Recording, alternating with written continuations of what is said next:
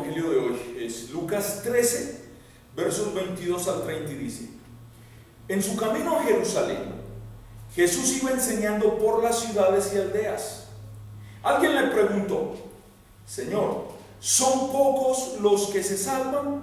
Y él respondió: hagan todo lo posible para entrar por la puerta angosta, porque yo les digo que muchos tratarán de entrar y no podrán hacerlo. En cuanto el padre de familia se levante y cierre la puerta y ustedes desde afuera comiencen a golpear la puerta y a gritar: Señor, Señor, ábrenos, él les responderá: no sé de dónde salieron ustedes. Entonces ustedes comenzarán a decir: hemos comido y bebido en tu compañía y tú has enseñado en nuestras plazas. Pero él les responderá: no sé de dónde salieron ustedes, apártense de mí todos ustedes hacedores de injusticia. Allí habrá entonces llanto y rechinar de dientes, cuando vean a Abraham, Isaac y Jacob y a todos los profetas en el reino de Dios, mientras que ustedes son expulsados. Porque habrá quienes vengan del oriente y del occidente, del norte y del sur, para sentarse a la mesa en el reino de Dios. Pero habrá algunos últimos que serán primeros y algunos primeros que serán últimos. Palabra de Dios. En la clase de catecismo para hoy estábamos viendo básicamente tres preguntas. Recuérdame las tres preguntas tú, por favor. ¿Se puede estar en comunión con Dios? ¿Se puede estar en comunión con Dios y despreciar su iglesia? Básicamente era esto, ¿verdad? Muchos dicen que sí, que pueden estar en comunión con Dios y no asistir a la iglesia o no participar de los medios de gracia o aún despreciar a sus ministros. La segunda pregunta decía: ¿el no asistir a la iglesia daña mi comunión con Dios? El no asistir a la iglesia daña mi comunión con Dios. Muchos dicen que no, porque ellos pueden estar leyendo la Biblia en su casa, pueden estar orando y piensan que su comunión no fue afectada. Y había una última pregunta: ¿qué dice Dios? ¿Y por qué? Gracias, muy amable. Muy interesante me puede servir esto de apoyo para el sermón de hoy. Un mundo donde todo el mundo quiere una iglesia personalizada, donde todo el mundo quiere todo personalizado, hecho a su medida. Un mundo muy relativo, de hecho. Y sería interesante que fuera esta la meditación de esta mañana para nosotros.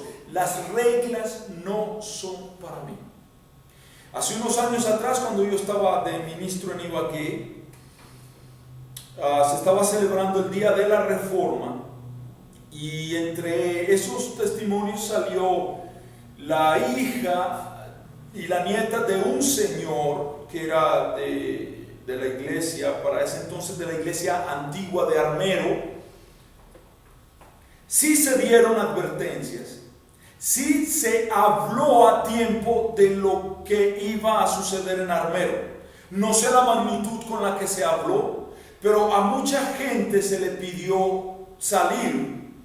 Muchos salieron, otros no salieron. Dijeron: siempre han hecho este tipo de advertencias, siempre han sucedido estas cosas, pero yo no voy a evacuar. Fue lo que dijo este señor. Su esposa e hija sí salieron del pueblo de Armero. Ella era la que testificaba. Nadie estaba de acuerdo con lo que hizo este señor. Decidió quedarse ahí. ¿Qué pensaría él? Han pasado muchas clases de advertencias, han hecho muchos llamados y nunca pasa nada. Esta vez las reglas no son para mí, yo me voy a quedar. Obviamente este señor no sobrevivió. Él pensó que esta regla de evacuar, de salir de allí, no iba a pasar a mayores. Pereció. Las reglas no son para mí. ¿Por qué pienso esto? Porque así pensamos muchas veces los seres humanos. Y si en estos momentos usted está diciendo que usted no piensa así. Yo le pregunto, ¿alguna vez le pusieron una multa por conducir por encima del límite de velocidad? Por estar mal parqueado, por no guardar un semáforo en rojo. ¿Qué pensó mientras el oficial, mientras el agente de tránsito le escribía a usted el comparendo? ¿Acaso no tenía ganas de decirle que los que realmente merecían una multa eran los que andaban como locos por la calle, los motociclistas que no respetan ni las aceras? Que usted cometió una simple falla, pero usted no merecía esa multa. Nosotros creemos que porque hay otros que conducen como locos, que no respetan realmente las reglas, nosotros podemos quebrantar un poquitico la ley. Ahora, imaginemos que a usted nunca le pusieron una multa. Yo le pregunto, ¿alguna vez se pasó del límite de velocidad? ¿Alguna vez se pasó un semáforo en rojo porque no había nadie que lo observara? ¿Por qué lo hizo? Y me respondió un personaje una vez, porque todos lo hacen, porque este país es de corruptos, pues uno también, ¿qué va a hacer? Otro me dijo, porque iba a llegar tarde a una cita importante. En realidad, la razón no interesa, porque no cambia las cosas. Usted iba manejando por encima del límite de velocidad. Usted no respetó las reglas. Usted quebrantó la ley. ¿Por qué cree que esta ley no fue hecha para usted? Porque usted en verdad lo cree, que esta ley no fue hecha para usted. Las personas hacen las cosas que hacen porque piensan que las reglas no fueron hechas para ellos. ¿Sí? Sino que las reglas fueron hechas para los demás. Hay personas que manejan estando intoxicadas porque se creen buenos conductores, y es común. Estos días iba con mi madre en un taxi y miramos a un camión que estaba cambiando de carriles. De hecho, no voy a hacer publicidad, entonces no voy a decir que era un camión de cervezas, ¿sí? Pero el conductor iba fumando marihuana dentro del carro y casi provoca 2 accidentes. Él piensa que esas reglas de no hacerlo no son para él porque él es muy bueno. Hay personas que manejan así, se creen buenos conductores, y porque después de todo no fue tanto lo que fumaron o lo que consumieron en licor. Las leyes no fueron hechas para ellas. Cuando el médico le dice que tome el antibiótico hasta que lo termine, usted lo hace. Bueno, yo conozco una señorita aquí que nunca, y no voy a decir su nombre, pero es de las personas que guarda algunas pastillas por si se enferma otra vez de lo mismo. Las reglas no fueron hechas para usted. Los fumadores fuman no porque no sepan que el cigarrillo puede causar cáncer. Todo fumador sabe bien esto, que el cigarrillo puede causar cáncer y otras enfermedades. Y creen que es verdad, pero también creen que ellos son la excepción a la regla. O sea, que las reglas no se aplican a ellos. Esta regla no se aplica para mí. Eso es lo que a todos, sin excepción, todos pensamos. Sea donde sea que abro la Biblia, encuentro también personas que pensaron así. Encuentro una persona que dice: Dios, tu regla no se aplica para mí, tus leyes no son para mí. Por ejemplo, cuando Dios puso a Adán y a Eva en el paraíso, les dijo que no comieran de un árbol en particular. Esa fue la única regla que Dios les dio. Muy simple, era una regla sencilla y clara. Pero luego apareció el diablo y con sus sutilezas y artimañas logró convencer a Eva de que la regla de Dios no se aplicaba ni a ella ni a Adán. El resultado, ambos comieron del fruto del árbol prohibido y así entró el pecado, el caos y la muerte a nuestro mundo. Es simple, y el único acto de desobediencia que cambió la vida no solo de ellos, sino también de nuestro futuro eterno para siempre, fue el pensar que las reglas no eran para ellos. Dios les había dicho a nuestros primeros antepasados que no se juntaran con pueblos idólatras, pero Lot pensó que él, su esposa y sus hijos podrían hacerlo sin tener problemas. Después de todo, eran maduros, tenían experiencia y eran familiares directos de Abraham. Uno de los elegidos de Dios. Hoy en día está volviendo la moda de que somos hijos de Abraham y que la salvación es por herencia, ¿no? Por eso pensaron que esa especie de segregación espiritual no se aplicaba a ellos. ¿Cuál fue el resultado?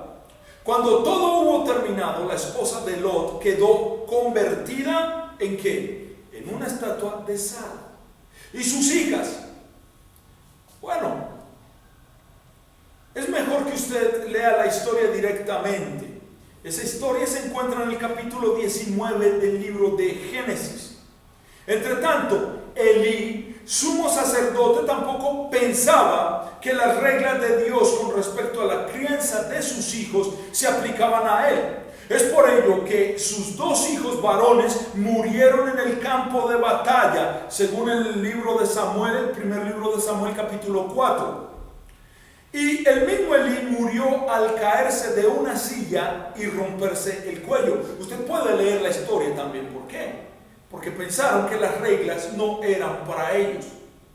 El rey David no pensó que el mandamiento de Dios que dice no cometerás adulterio no se aplicaba a él. Y lo mismo pensó acerca de otro mandamiento que dice no matarás. Esto no son más que unos pocos ejemplos de personas que creyeron que las leyes de Dios no se aplicaba a ellos. Pero con los incrédulos fue muchísimo peor. Mientras que a los creyentes en ocasiones pensaron que las leyes de Dios no se aplicaban a ellos, los incrédulos directamente se burlaron y pervirtieron sus leyes. Eso no ha cambiado en la época de hoy.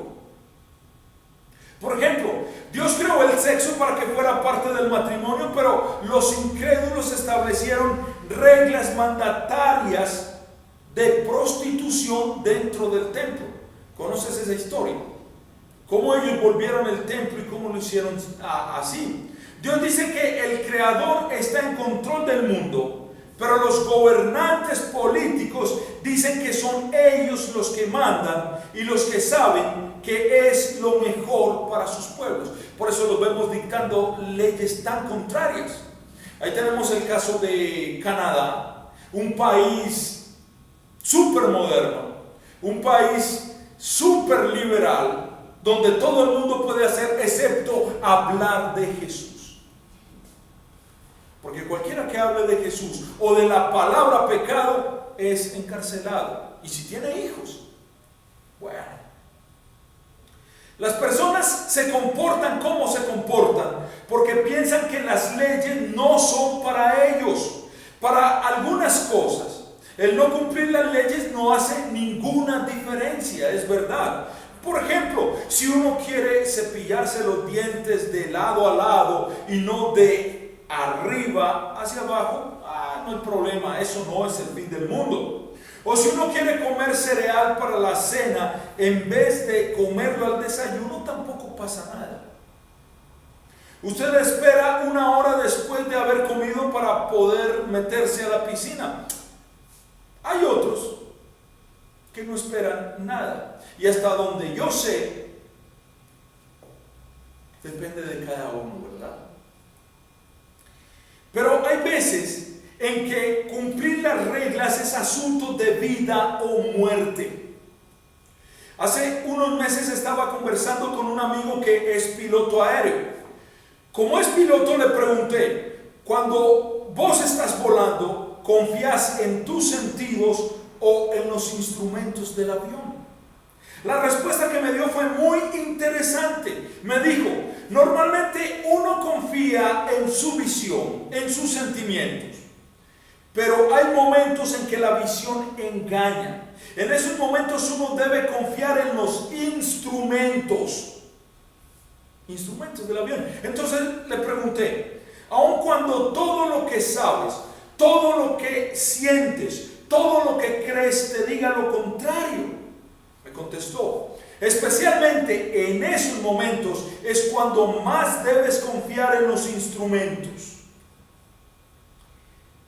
Piensa en un poco esto. Si hay algún chance de que tus sentidos estén equivocados, ¿por qué les prestarías atención? Confiarles a ellos, a tus sentimientos, tu vida, sería un error mortal. El piloto me dijo, especialmente en esos momentos, cuando más debes confiar en los instrumentos. La regla es que uno confía en los instrumentos porque sabe que están en lo cierto. Pero, ¿qué pasa si no lo están? Me pregunté a mí mismo. Como si me hubiera leído el pensamiento, continuó diciendo, uno tiene que confiar en algo, y es de opciones. Los instrumentos son más confiables que el ser humano. Son más los aviones que se caen con pilotos que confían en sí mismos que los que se caen con pilotos que confían en los instrumentos. La regla es que hay que confiar en los instrumentos. Entonces la pregunta que le hago a usted hoy es, cuando se trata de su vida eterna, ¿usted en quién confía? Cuando se trata después de la muerte, la vida después de la muerte, ¿usted en quién confía? ¿Confía en usted mismo o en alguien? Y ese alguien me estoy refiriendo a Cristo. ¿O es de los que se autojustifica y vive autojustificándose? Porque no hay dudas que aquel que todo lo sabe es mucho más confiable que usted. Y estoy hablando de Dios. Es probable que durante años usted haya escuchado a pastores, sacerdotes, familiares y amigos hablar acerca de Jesús y del sacrificio que hizo con su vida en la cruz. Muchas veces se le dijo que el que perdona pecados y otorga salvación a todos los que creen en Él y los que creen en el sacrificio que Él hizo en la cruz, que Él es el único Salvador. Sí, sé que lo has escuchado muchas veces. Muchas personas escuchan todo eso, pero siguen viviendo como si nada de ello les afectara. Viven como se les antoja y respetan las leyes solo cuando tienen ganas o cuando les conviene, como si fueran a vivir para siempre. Porque si uno vive para siempre, no tiene por qué preocuparse de la vida eterna. Si yo vivo para siempre, bendito, ¿para qué necesito a Cristo? ¿Y de qué leyes estoy hablando? ¿De qué reglas estoy hablando? Es una buena pregunta. Déjeme darle unos ejemplos. Dios dice, porque la paga del pecado es muerte, mientras que la dádiva de Dios es vida eterna en Cristo Jesús, Señor nuestro. ¿Qué texto acabo de citar? Romanos 6:23. ¿Es usted pecador? No me refiero a un gran pecador. No me refiero a esos pecadores abominables, sino a un pecador común y corriente. Si usted es pecador, entonces esta regla se aplica a su vida. Aquí va otra. La Biblia dice,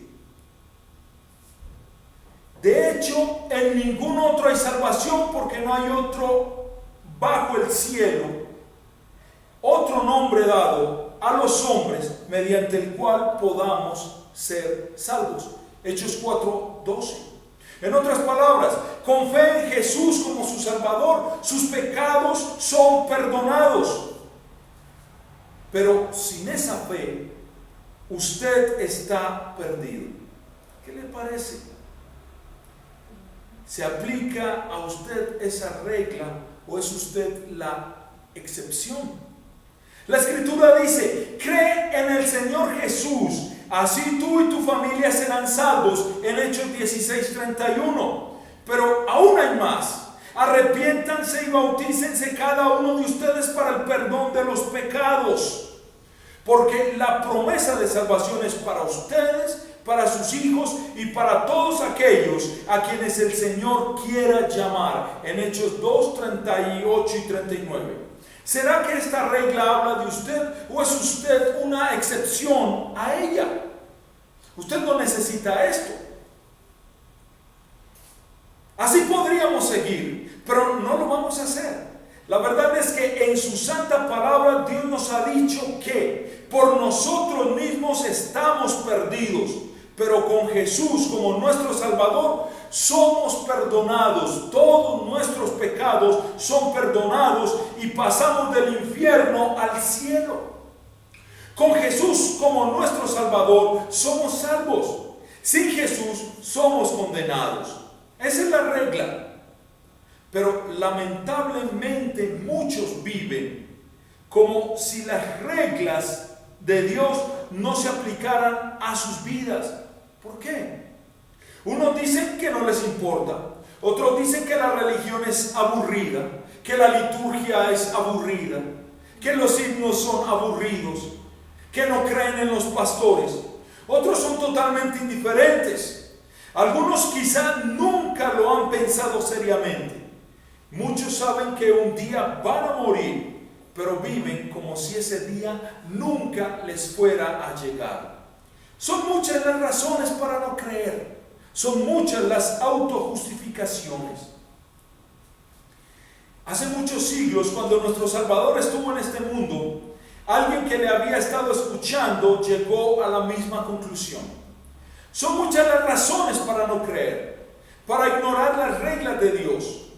Las reglas de Dios para salvación. Imaginando la fila interminable de almas que están marchando al infierno, esa persona le preguntó: Señor, ¿son pocos los que van a salvarse? Jesús no contestó directamente la pregunta, sino que simplemente dijo, y creo que sus palabras son claras para todos los incrédulos: muchos tratarán de entrar y no podrán. Ese fue el evangelio de hoy, Lucas 13, versos 23 y 24. Muchos tratarán de entrar y no podrán. Jesús sabía que va a llegar el día en que las personas se van a dar cuenta que sus excusas no les van a abrir las puertas del cielo. Ahora, si la persona se da cuenta de esto antes del momento del juicio, puede ser bien para ella, y hablo mientras esté vivo aquí en la tierra. Pues en el momento en que el Espíritu Santo pone la fe en el corazón de las personas por el santo evangelio, la sangre de Jesucristo le perdona a todos y cada uno de sus pecados, de los pecados que ha cometido en su vida. En ese momento, esa persona deja de ser un huérfano espiritual que se enfrenta por sí sola a la eternidad y es adoptada en la familia de la fe y recibe un hogar en el cielo. Pero Jesús no es solamente para la eternidad. Él también es para aquí y ahora. La vida presente del creyente también es cambiada. Ya no estará más solo, sino que tendrá a su lado al Salvador. Una de las promesas que nuestro Salvador dijo: y yo estaré con vosotros todos los días hasta el fin del mundo.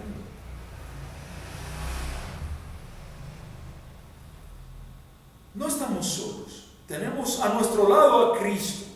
Y ya no estamos abrumados por los problemas y los sufrimientos de la vida, porque Jesús se hará cargo de ellos. Así lo dice la primera carta de Pedro, capítulo 5, el verso 7. Eso no quiere decir que no vamos a pasar por tristezas, por angustias o desolaciones.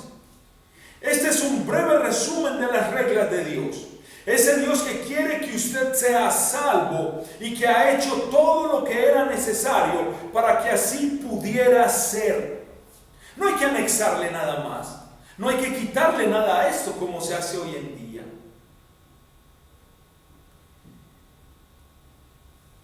Jesús cumplió las leyes por usted y por mí.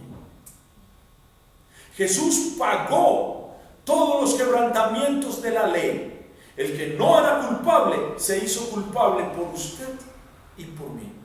Él cargó con el peso de los pecados que usted cometió y venció la muerte por usted. Sus pecados pasados, presentes y futuros. Todo lo que usted tiene que hacer es nada, porque incluso hasta el creer, Él se lo otorga a usted.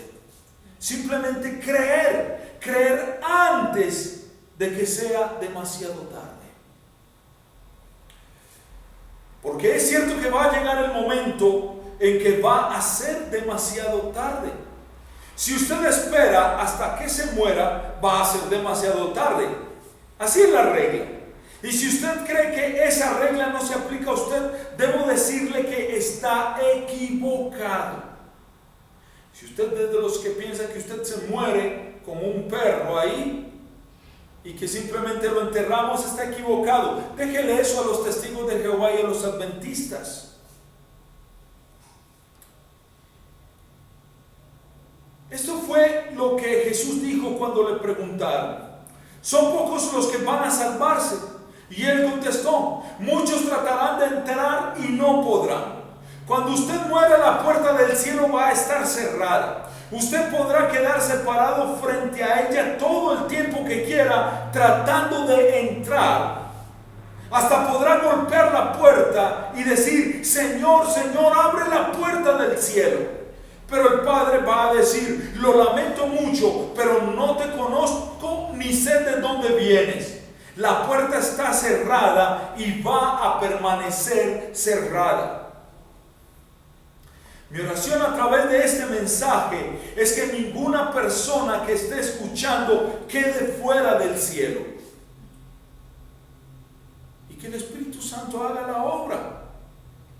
Puedo asegurarle que ese día usted va a hacer o va a dar cualquier cosa con tal de poder entrar en Él, en el cielo. Pero solo hay una forma de hacerlo.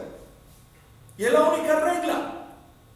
Uno de los textos preferidos nuestros del Evangelio es: tanto amó Dios al mundo que ha dado a su único Hijo para que todo aquel que en Él cree no se pierda, sino que tenga vida eterna. Esa es la regla de Dios. Simplemente créala. Ese es el día y el momento de darse cuenta que esa regla está en vigencia. ¿Por qué hoy? Porque otra regla de la vida que usted no sabe es cuándo va a morir. El mismo Jesús dijo: nuestro tiempo siempre es presto. Podemos morir en cualquier momento. Antes de que yo predique otra vez, muchas personas que hoy escuchan mi voz van a estar muertas mañana o después del sermón, qué sé yo. Por eso es que ahora es el momento de creer, de escuchar con paciencia. Hace muchos años, Robert Robinson, creo que saben de quién estoy hablando, Robert Robinson salió a caminar en la mañana soleada de un domingo en Londres. Robert se sentía solo y apesadumbrado. La fe que una vez había profesado la había perdido. Hacía muchos años se sentía vacío por dentro. Al ver venir un taxi, levantó la mano para pararlo, pero luego se dio cuenta que el taxi venía ocupado. El taxi al igual paró. En él iba una señora muy bien presentada que se dirigía a la iglesia y que ofreció compartir el taxi con él. Luego de presentarse mutuamente, la señora reconoció su nombre. ¡Qué coincidencia tan interesante!, dijo la señora. Y abriendo la cartera, su bolso, bueno, yo siempre he dicho que el bolso de las mujeres es una buena ferretería, extrajo un pequeño libro de poemas y agregó: venía leyendo un poema escrito por Robert Robinson. ¿Acaso es usted? A lo que Robinson asintió. Increíble, dijo la señora, estoy en el mismo carruaje que el autor de estas líneas. Pero Robinson casi no la escuchaba. Estaba enfrascado leyendo sus propias palabras, palabras que un día habrían de convertirse en un poderoso himno cristiano, uno de los himnos que más cantamos en nuestra iglesia luterana. Ese poema, que hoy es un himno, decía: ven, fuente de toda bendición, sintoniza mi corazón para que cante tu gracia. Ríos de misericordia fluyan sin cesar, entonando canciones de alabanza. Luego leyó la última estrofa. Propenso a alejarme, Señor, me siento propenso a abandonar al Dios que amo. He aquí mi corazón, tómalo y séllalo. Séllalo para siempre en tus moradas celestiales. Con lágrimas en los ojos, Robinson confesó: yo escribí estas palabras y también las viví. Propenso a alejarme, propenso a abandonar al Dios que amo. La mujer enseguida comprendió. Entonces dijo: pero usted también escribió: he aquí mi corazón, tómalo y séllalo. Señor Robinson, todavía está a tiempo. Y así fue como Robert Robinson volvió a ser un hijo de Dios y escribió muchos más poemas e himnos. Es mi oración que lo mismo suceda con usted. Y así será cuando usted se dé cuenta que las reglas también se aplican a usted. Que usted no está por encima de las reglas, ni puede cambiarlas.